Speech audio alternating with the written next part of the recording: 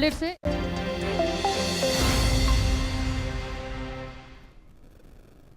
Hello and welcome. You're watching NewsX and I'm Megha Sharma. US President Donald Trump's tariffs have taken center stage in the global economic conversation. The measures that were aimed at protecting American industries are already stirring the debate. Are they a shield for American jobs, or are they setting off a ripple effect that could shake the very foundations of global trade? For India, and especially for the Indian diaspora in America, the question is not just academic. These tariffs could mean higher costs for businesses, new hurdles for entrepreneurs, and uncertainty for professionals who are part of the interconnected supply chains that link America to India and the rest of the world. Many are asking whether these moves strengthen the US economy or risk isolating it from its closest partners. And then there's the political dimension. Trump's tariffs come at a time of shifting global alliances, economic nationalism on the rise, and growing unease amongst investors. For the Indian American community, it raises a tough question. How do they balance their identity as contributors to America's economy with their deep ties to India, a country directly affected by these trade moves? So are Trump's tariffs a bold step to safeguard American interests, or are they creating more uncertainty in an already fragile global economy? Let's start our conversation. Dr. Bharat Barai is on the telecast with me. Dr. Barai, in times of such uncertainty, how has the Indian diaspora reacted to this massive 50% tariff that has been imposed on Indian exports? Megha, obviously we are very disappointed.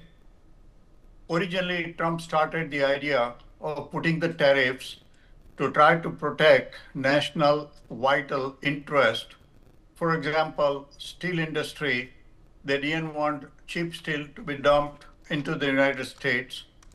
They did not want the automobiles coming from Korea and Japan and other countries to displace the American workers in the automobile industry. They wanted to do it for the chips because the chips should not be made in Taiwan. Someday, if China was to invade Taiwan, then what will happen to most of the industries in USA? Plus, there was an angle that USA was running a trade deficit of almost $3 trillion per year, and it had to be corrected. So originally, it started out as something to protect A, US workers, B, to try to save the vital national interest, and C, to try to see that the trade deficit is reduced. But now it has degenerated into more than economic interest. President Trump is using it as a political tool. If he does not like some country, then it gets more tariff. If he likes some countries, they get less tariff. And on top of that, the personal situation, what he might consider not so favorable or as insult, then he tries to inflict additional duty. And I think the initial 25% duty on India was excessive because Italy, for example, also has 40 billion trade surplus with the United States.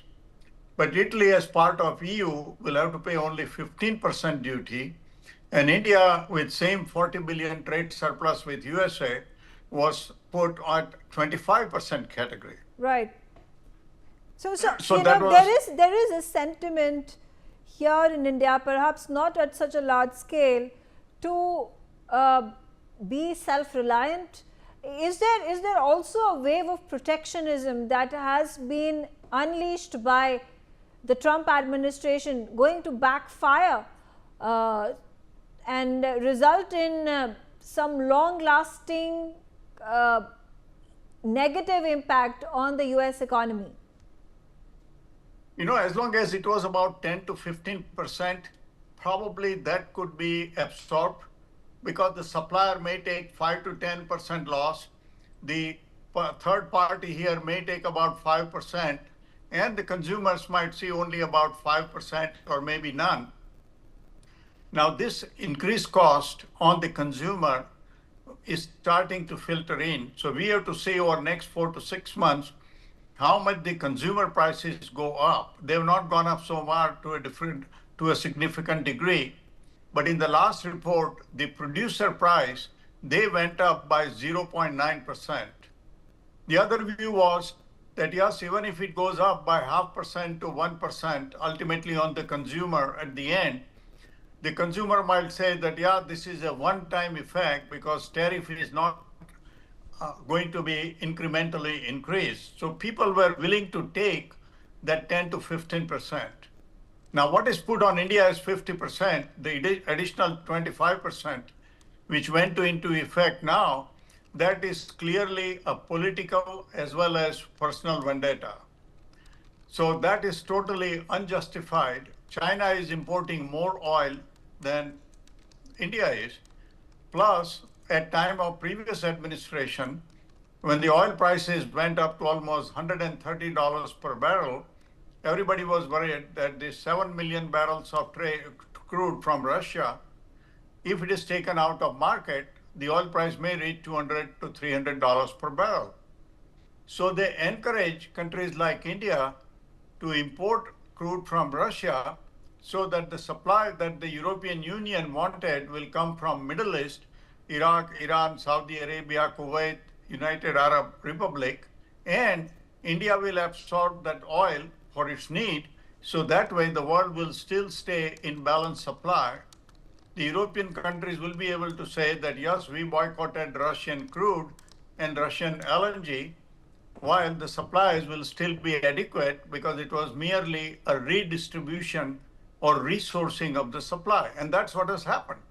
The oil price today, in spite of boycott by the European Union, is still around $63 per barrel. So India actually, as Dr. Jaishankar pointed out, has played a role in stabilizing oil prices, not just for India, but for the rest of the world. Yeah. Yeah, absolutely.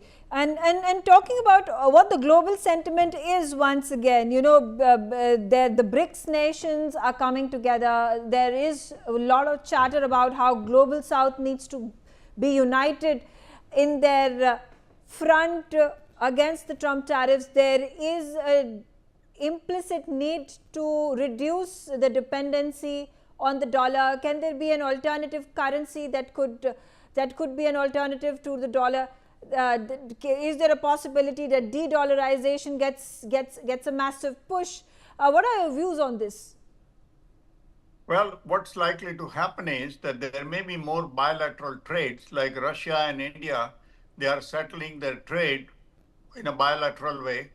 And some other countries will also start doing it more as a bilateral thing rather than going through the dollar. But still, at this time, I think dollar is going to be the currency that most of the world is going to accept. Now, Russia and China, even though China has a huge trade surplus, normally we'll expect that their currency, Chinese currency yuan, should go up. But it does not go up because China is a dictatorial country, no communist country where nobody wants to keep their money because you don't know what the communist government will do to all the money that you might be keeping in the Chinese assets. So one of the big advantage of United States is that it's a free currency. You can bring in the money, you can take the money out. All the trading that is done by the private money center banks. So there are definite advantages of trade going through the US dollar at this time. Now that could change in future, but I don't think it is going to change to a substantial degree because of the very ease of doing the trade in dollars and settling it in dollars and the money center banks. Do you think there is a decisive wave that is now going to lay the foundations of a new era, a multilateral world where countries are looking after their own interests? It's no longer a hegemony that is led by the West. I think the first 200 years were, of course, from the 1700s was, of course, United Kingdom.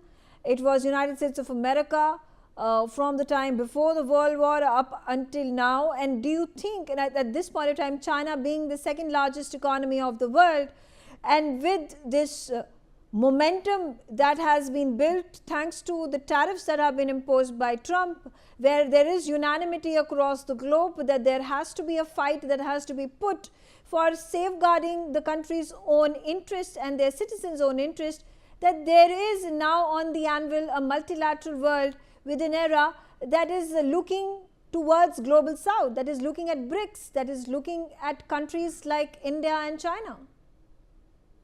Well, definitely the multilateral trading and multilateral polarization is on its way.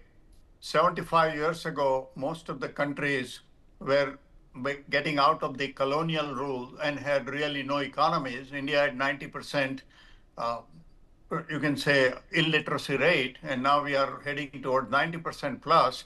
And that is happening all over the world. Brazil, South Africa, India, and some of the other countries who have joined, they were in shambles 75 years ago, and now they are becoming economic powers. And as you pointed out, for example, India, we were Mr. Nobody, and now we are becoming the fourth largest economy in the world.